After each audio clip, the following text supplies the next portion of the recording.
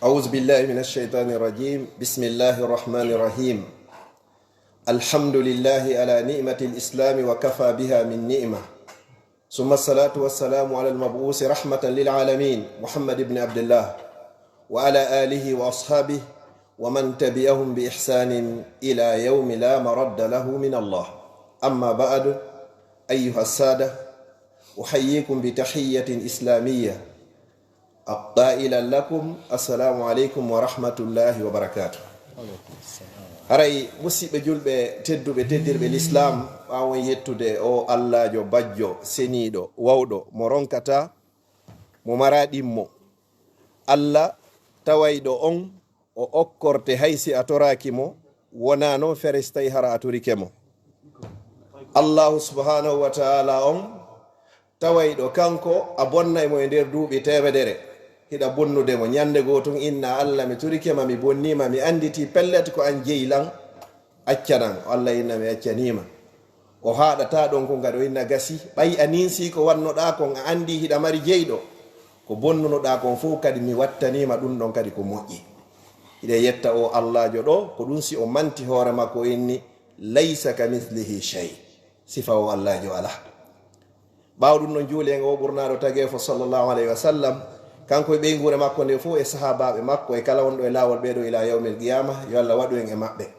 ɓawo ɗum ɗo weltano o jama ko seeniɗo kon fof duhiɓe e suddiɓe paykun e mawɓe weltano ɗen hertinane weltanagol ɓe sonnaɓe bandiraɓe meɗen neñiraɓe meɗen suɓiɓe nde inde ɗo bonheur de femme toriki allah subahana taala yo allah jaabin konngol ngol ɓe suɓingol e hoore maɓɓe. weltano ɗen ɓe hoɓɓe meɗen kadi ɓagorɓe ɗo cheikh mouhammadou ali ba hafisahullah iwruɓe ɗo ha États-Unis Memphis ta ko addiɓe ɗo ko jawdi ko ɓe jogui ko yoɓe dépense ude kadi fi allah nayoɓe arɓe wona ɗo ha ɓe hettandi ɓe habbaki joddi ko ɓe dépense ɗo kon si wona ka allah yallah ho yoɓuɓe. hira ɓeɗo kadi cheikh mouhamadou sanusi ba iwa ɗo haka meɗen lagine ara Europe ɗo buyno faala argol Europe ga hara ko fi ɗaɓɓugol nguure hum welu kun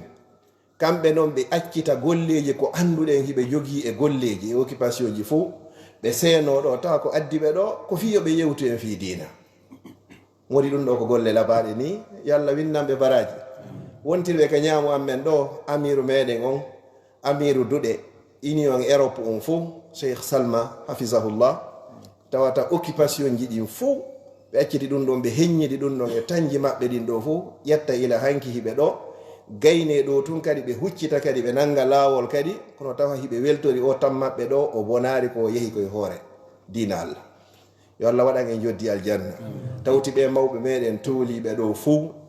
duhiɓe e suddiɓe no heewi tew e karamokoɓe fo no jentade ɗo l'islam min wawa yewtugol ka hoore tabal ga ko tawata onon ɓe tooliɓe ɗo on anda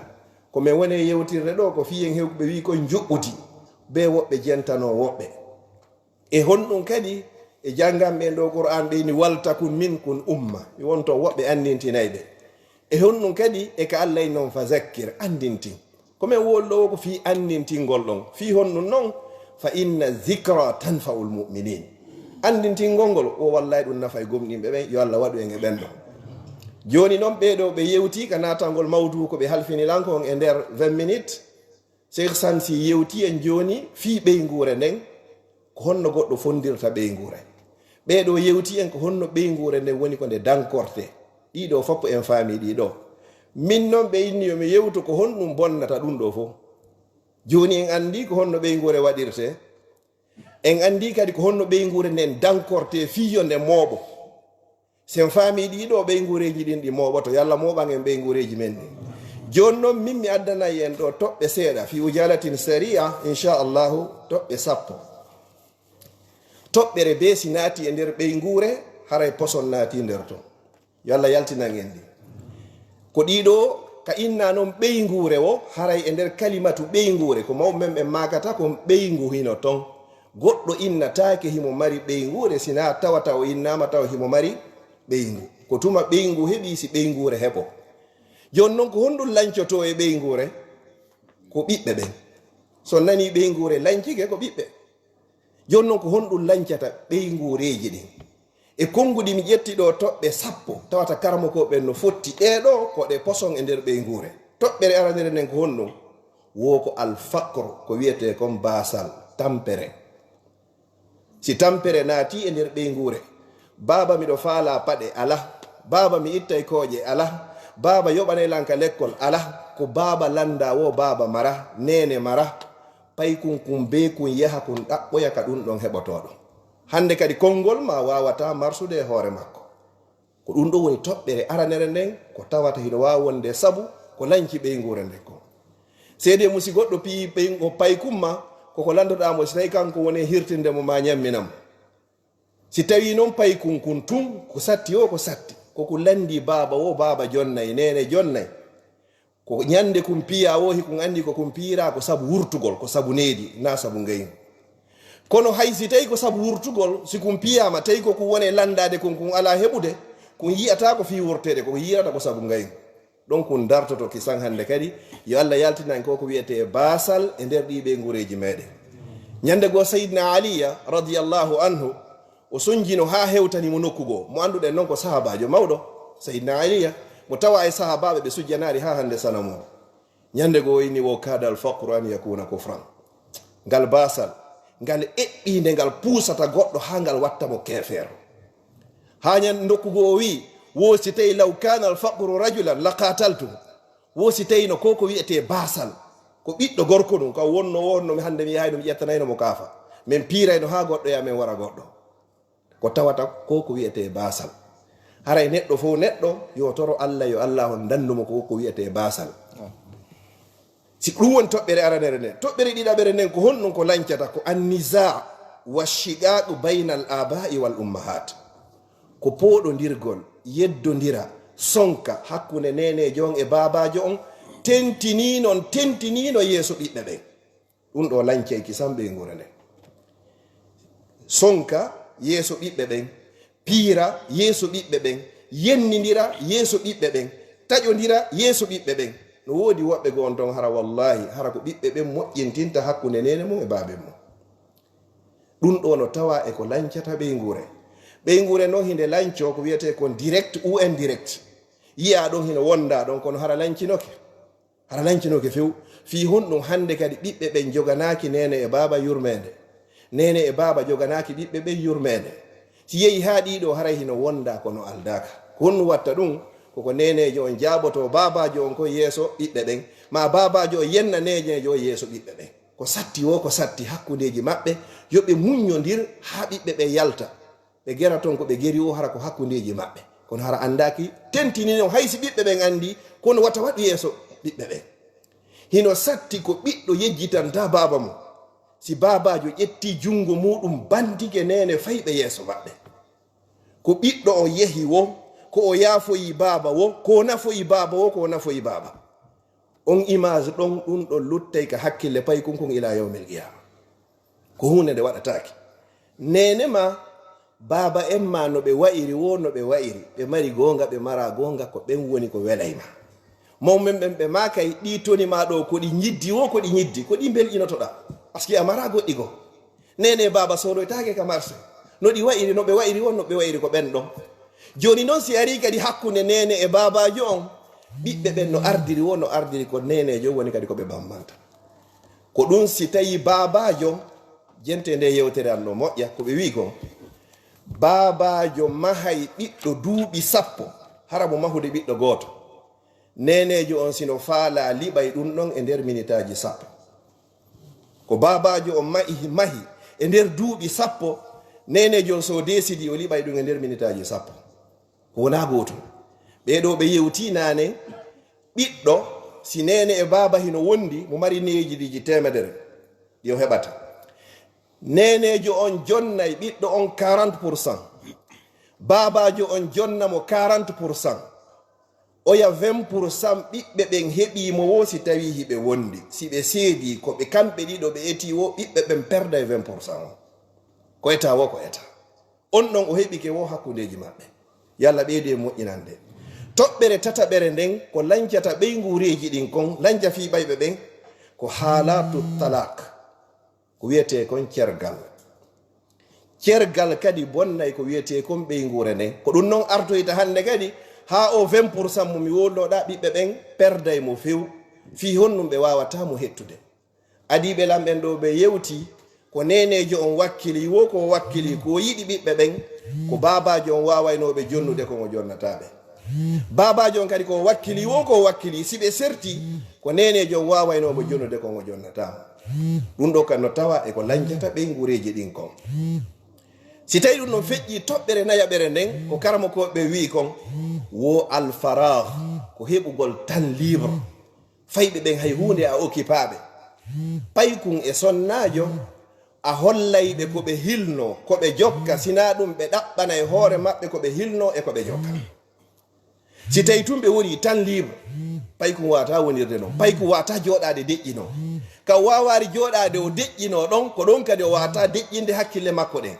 ko ya okkormo ko o hilno ma o ɗaɓɓana hoore makko ko o hilno kono wata wonde o jogaki ko o hilno siko kanko noon ɗaɓɓanimo hoore makko ko o hilno konko o hilni ɗon nafata mo nafata nene nafata baba ko ɗum so daari portoɓen ɗo haray ɓe sendi tan fayɓe maɓɓe ɓen acce miyeton ɗo en fo goto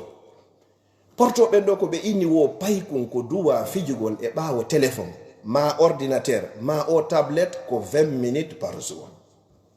min daji nogay pet étude ɗin ko ɗum holli ka feƴƴi ɗo wo hakkille paykun kun wawata mandi toyagol hande kadi on andi fijundaru noon a wata concentrade kala noon ko woni soobe kon ko be concentré ɗa ɓay haray ko be hunjoɗa si paykun kun noon yeehi kaw duwano fijugol 20 minutes joni o fiji 20 heures leere nogay par jour ko honno on noon jonni royte sengo qur'ana yo hunjo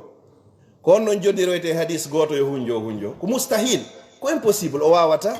fi honno soobe nangama wonay tun seeɗa hara o ɓittike ndaare paykoy koy on fijey jalon ƴawron ogon akon haray ɓe welti so ini ƴed deftere nden ɗa janga ayna e maɗɗimɓe ko luuɓi ama je maɗɗimɓe ko luuɓi ɗum en fof men ko ɗin alhaaliji joguiɗe haray on haɓi few ko fi on ko tanjeluɓe feƴƴata hoore ɗuma o tablette o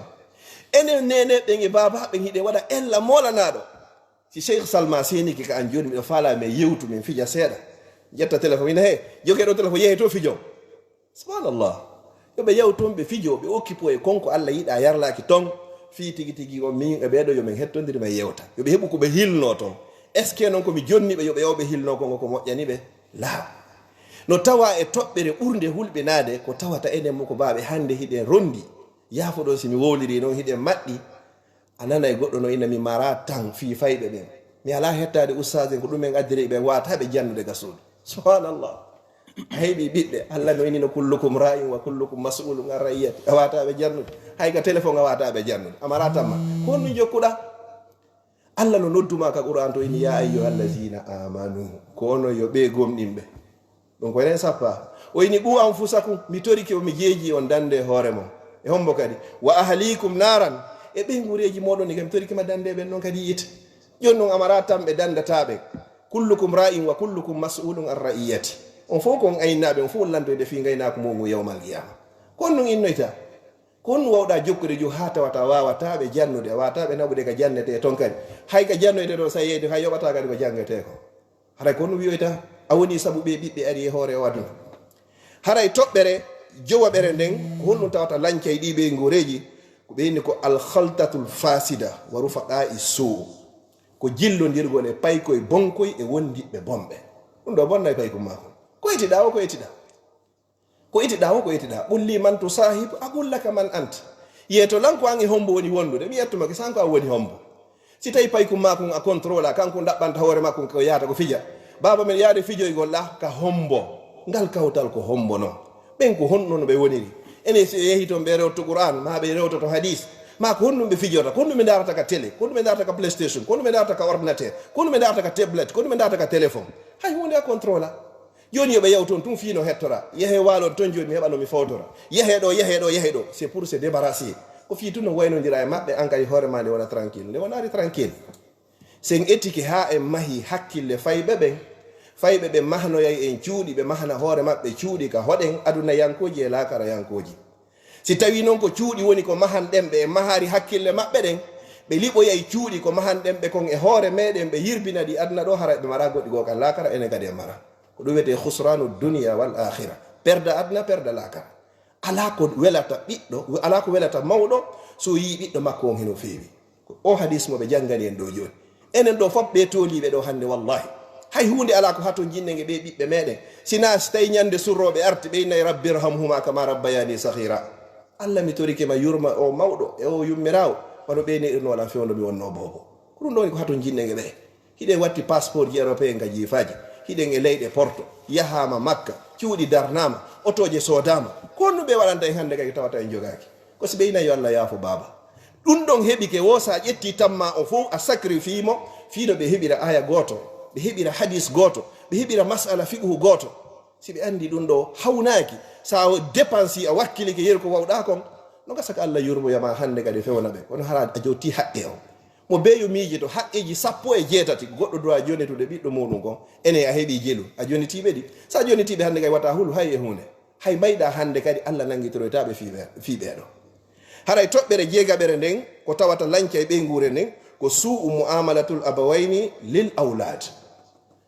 kono mawɓe ɓen jogorta fayɓe ɓen hara ko jogande bonde no woodi mawɓe meɗen hara ko criminel ɓe simin ni mawɓe ɗo miɗo tawa ɗon komi faandi ɗo yen ko mawɓe fayɓe ɓen namo men toɓe toɓe inchallah yo Allah yaafo fatiɓen hara yiyata ɗum ɗo pellet o nenejo e babajo ɗo ko criminel yo e hoore kumpay ko tawa goɗɗo ɗo a jiɓoto ha andugol taw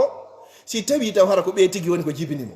siga andite goɗɗum no feƴƴuno ka meɗen Facebook ɗo lagine ka meɗen ɓe yaltini fof yi aduna o fof tawi goɗɗo no nangi paykum muɗum jimu haɓɓi juɗɗen ha gayni sunniɗe sunni few tawi wo fi paykum kon hikon wujji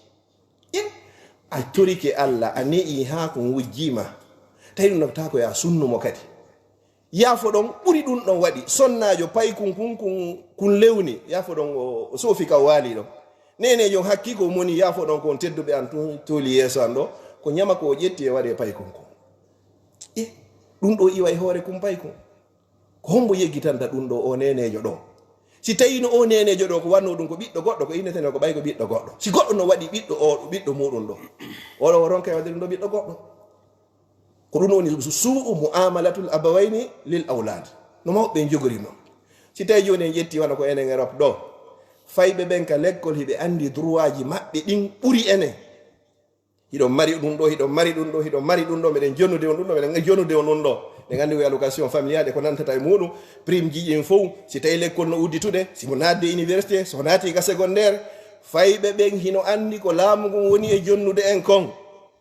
yeetiɗen ɓe en yeetaki hiɓe andi droit ji maɓɓe ɗin ka l'école joni noon payi kun hara ko paɗal ngal sodantengal ko ngal 10 euros o yaha ka l'école gore makko ɓe no watti paɗal ngal 100 euros min hande mi sodari ɗum ɗo himo andi le himo heɓude mbuuɗi hara nandi ɗiyene e baba yangani payi kun heeɓi choc miɗo anditi meɗen jogui gorejo goto o yaltirno l'école mo ɓurno memen fappo jogagol hakkil e tinnagol saabu 2000 francs guinéen 2000 francs guinéen woni saabu o accide l'école wonti yeeyo hari men fopp amen ala wonayɗo premier yeeso makko saabu ɗin ɗon mawɓe ko sali ko inte kon APE on ka meɗen si udditi association parents des élèves mo be yoɓay ɗi noon si l'école on udditi o renvoya ɗi yoɓaka ñande ɓe janggo ha ko tawi hande kadi o her sigore makko o sakkitori yaltugol ɗo kadi enen kay koye wattan hakkille a yeeyi ɗo paykun ɗo pellet hiɗen andi paykun jogui kun ɗo kaydi fou kun yoɓete yiya paykun ɗo du premier au 30 l'école o fof ko mantohu gotum o jogui mantohu gotum haray enen mawɓen huulen Allah telen ɗon ko gollidugol e maɓɓe no hulɓinori ƴetten mbuɗɗin fopp naɓen iroyenɗi ka meɗen fayɓe meɗen ɗo ɓe haajaka e cuuɗi ko wonde wadde ka meɗen haaju maɓɓe alay ɗum goto e maɓɓe yarata toon taw haaju maɓɓe alay ɗum ko ene woni iranoyde hoore meɗen joni noon si tawi noon ɗo kadi a etaki hannde kay iruɗa e makko jonnitomo haqqe makko on lutta haqqe makko on ko jonnito e makko inchallah hiyo sattu ha sattu an e goɗɗo so wondi etoɗa o yaada e haqqe ma wata eto yaada e haqqe makko fi honno yawmal qiyamati haqqullahi yufa wa haqqul ibadi la yufa haray toɓɓere jeeɗiɗaɓere nden ko lancata kon ɓeygureji ni mushahadatahum aflamul jarima wal jins faɓɓen ko jooɗoto ndaara kon filmuji ka worɓe e rewɓe yettodirta ma ɗum filmuji ka tawata kaka wona e warindirede fellidire kadi haɗa yiye ɗum ɓe yiya ɗum ñande ko paygo no wawi essayde ma ɗum hara himo andi kadi ko honno nene baba ko honno ɓe wondiri ndaarugol maɓɓe ɗum no tawa ko lancata ɓeygureji ɗin kon joni noon so ƴetti téléphone makko on mo waɗi code hande kadi babajo o wawata ko kanko en darde ko daari towo joni noon indanoɗo yo daaru noon joni par jour 20 minutes o heeɓi 20 heures ɗi o darata no woodi fayɓe ɗo ko yerkumɓe ɗani ko ɓe daaray ha téléphone o yana ka ɓe waali ɗo nene baba ha jaka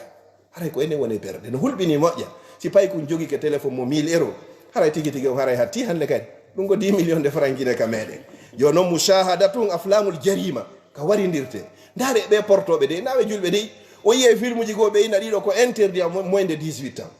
pay kum si ko heɓare 17 ko ɗum doka ndaarde ɗiɗo joni noon an pay kum ma ko jogui ko duuɓi jeego duuɓi jeeɗi duuɓi 10 ko ɗin to ko ñallata e muɗum darugol ko ɗin chargente ko ɗin téléchargentamo hande kadi ina noon hiɗa newde mo mbiɗa wakkiliɗe o ala yaltude o weelaka o hola kadi mi alakide tigi tigi o cheytanere ɓurnu mawde ɗum hiɗa addino ka nder suudu ma hindu jannande en ka nder cuuɗi meɗen en tori allah salamata wal afiya haɗa jeetati on woko inticharul batala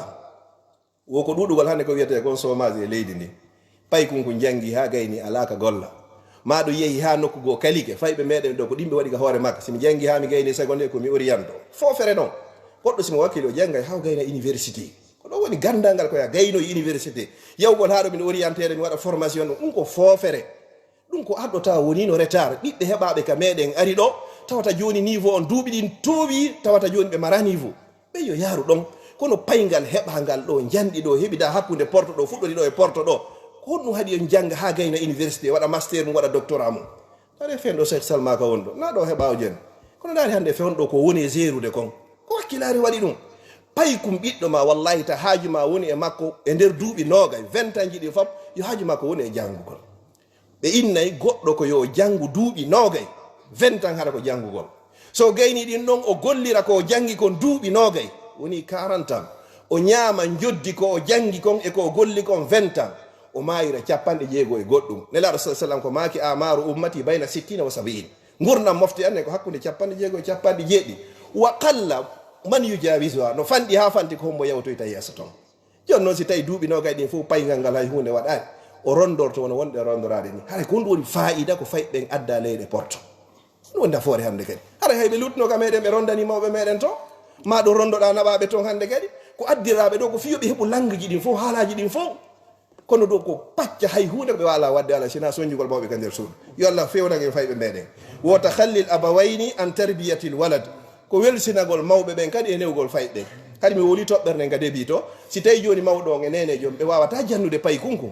yoɓe wakkilo ɓe yoɓa mbuuɗi pay kunku janggoya yo allah yaafo mawɓe men yaafo mawɓe Fuuta Diallo ƴettaynoɓe naɓa sansineri cardi fi pay kun no yehi tippinoye Qur'an pet haraw anda hay e hunde kono ɓe ƴetta cardi ɓe naɓa weltanagol karamakojo yeru ko pay kunku heeɓi basiŋiji men mbicco kon enen ɗo noon karamakojo ɓoylidira ɗo e mawɗo pay kun ɗo hitande timmude fi 20 euros yo pay ko janngu hadis goto ma aya goto Qur'an kono o heɓirta gandal goɗɗo iwi leydi e leydi hakkude Irak ha hewto e Misra fi lewru timmudu goɗɗo no seppude fi janngogo hadis mako nelaɗo goto sallallahu alaihi wasallam ayyo pay ko yaltuga suudu ko yaako julirde karama ko jon jarnama ɗon hadis goto lewru ndum fof hara ko yoɓatama ko fengero ɗum no satti a kono no faala kono pay kunko kala mawɗo mo landiɗa ɗo no faala yo pay koye janngu kono hay goto faalaka ittude fi yo fayɓe janngu kono gandal ngal heɓorta tawata dépensaka karama ko ɓe jannoɓen ɓe jannoray woni ɗan no woni golle ɗen fayɓe janggayɓe ɓe woni ɓe janngoray woni o si ɓe hettike ɓe yaha a yeyi ɗo wonde ɗa jogui fayɓe temedere janngoɓe si match ɗin compétition ji ɗin fuɗɗike to a heɓata fayɓe 10 janngo ko anno ara hayno yeyga tennis ko anno yaha hara meɗen mari tournoi ko anno yaha hayno yeyga piscine ko ɗum wowɗa hay e hunde joni noon haɗa waɗi programme hitande nden fof ko ɗum ɗo ɓe dowa janngugol o soomi go o soomi ɗiɗi himo yahi hors de Bruxelles maɗum himo yahi hors de Belgique few hande kadi kono ɗo janngirta hina no he fayɓe ɓe ala janngode kono ɓe janngirta mawɓe meɗen ɓe yo Allah yaafoɓe a yahayno bimbi subaka winda bindi ɓe finamaɗi janngadi aɗo yaka fana jannga ɗin bindi kikiɗe yahun ka duɗal hande kadi honno ka gitino wiyete ka duɗal kikiɗe ni si huɓɓamani ka kara on huɓɓon janngoni ɗon kadi weeta bimbi dartaɗi ha gaynaɓe windanama goɗɗi kadi a janggiɗi laabi tati kono egitirtaɗi ndeɗa winda hiɗa darde ɗi ndeɗa janga hiɗa darde ɗi ndeɓe satanama hiɗa darde ɗi ndeɗa gayna darta hiɗa darde ɗi a daari pihun laabi tati a jangi kun laabi tati kono ko jooɗike ka hoore goɗɗum hiɗen janngono mawɓe men no janngono e ha ka woni ɗo ni iwata ka hoore meɗen al ilmu fi sihari ka naqsi alal hajar gandal heɓingal ngal ka payi ko yagal no way wasi goɗɗo o etike ha o windi e hoore hayre no metti montugol haray si ɗum no feƴƴi leer o yoni wa akhiran ko al yutum ko wiyete kon al yatiyema yagal kunɗo kam no wona sabu wonde ko ɓeynguure lancori sabu mum hara joni nenejo e babajo hino wakkilino ma ko babajo woni ko wakkilino Allah ƴettita babajo acca al yatimaɓe har hande kay ko sabu ɗum ɗo sai ko sabu ɗum ɗo qaddarallahu ma sha fal kono joni enen kadi ɓe allah kori feere ɓen watta jaɓu alyatimajo yeebo ka wonɗa hara hiɗa andi kala galle ka alyatimajo woni allah waɗay barke eɗen galle ko galleji jelu jogiɗen ka meɗen tawata ɗi hiɗo sokki ma ko ya yoɓu goɗɗo fiyo wonu ton joni a wawata mara galle ka o wona kono joni wakkilo joni yoɓana paykun kunkun janggoya ɓeɗo ɓe jangiɗo joni aw waladin salihin yadu lahu karamo koɓe goo koɓe fiji ɗum koɓe firi ɗum naynugol ko ɓiɗɗo ma yuɗo tun e keekima ko ɓiɗɗo moƴƴo mono du'anomo hiɗa mawdi an hara heɓari yiɗɗo lillahi mulku samawati wal ardi yahluqu ma yasha yahbu liman yashau inathan wa yahbu liman yashau zukur aw yuzawwijuhum zukranan wa inatha wa yaj'alu man yashau aqima woɓɓe waɗa ɓe hara koɓe heɓata few joni noon allah o korare ma ƴetta paykun ɗo joni tawa kun ɗo vraiment si kun dankitama tun ko wonay goɗɗo jang financamo a financirari mo fi jango so laamu ike yo okkore ko waɗirɗa ɗum ɗon ko aw waladin salihin yad'u lah sey kon ɓe mayi ɓe makiɗo joni ɓe addani en ayeje ɗen sa woni saabu goɗɗo jangi kala ka o mimminoye ɗum ɗon jannunoɓen alif ba a memminay ɗum noon tun si yani ka compte ma sappo yanoye ka compte mawɓe men ɓen kadi sappo karamo ko ma arano on ko jannuɗoma alifum ba siñiƴe min picci alif lamu ha sakkere o ko karamo ko ma ni haray ko ɗeɗo toɓɓe ka yawnugol hiɗe tawa kon ko wawata lancugol ɓeygureji ɗin mi toriki allah subahana taala on yo allah moƴƴinan en ɓeygureji ɗin ka soñdia e sohla on woni toon yo allah on ittu ka ala toon yo allah on woɗɗin fayɓe fewuɓe ɓe yo allah on tabintinɓe kala marɗo pay kum ɓoyli kum ala wawɗo fewnde si wona allah yo allah on fewnanɓe ɓe mara ɓiɓɓe ɓen fof yo allah on okkorɓe marɓe ɓen kadi yo allah on ɓeyda waɗa barke maɓɓe mawɓe men fatiɓe ɓen fof ko allah wawi yafade yo allah yafano e mawɓe meɗen ɓe yo allah tawi tawroyeɓe hersa ya rabbal alamin mawɓe meɗen Fouta Diallo sincannoɓe en piiji buyno toon ɓe fatiki hande yo allah hokkuɓe aljanna rabbana atina min ladunka rahma wa hayyi lana min amrina rachada wa akhiru da'wana alhamdulillahi rabbil alamin. Jazakumullahu khairan wa baraka fikum.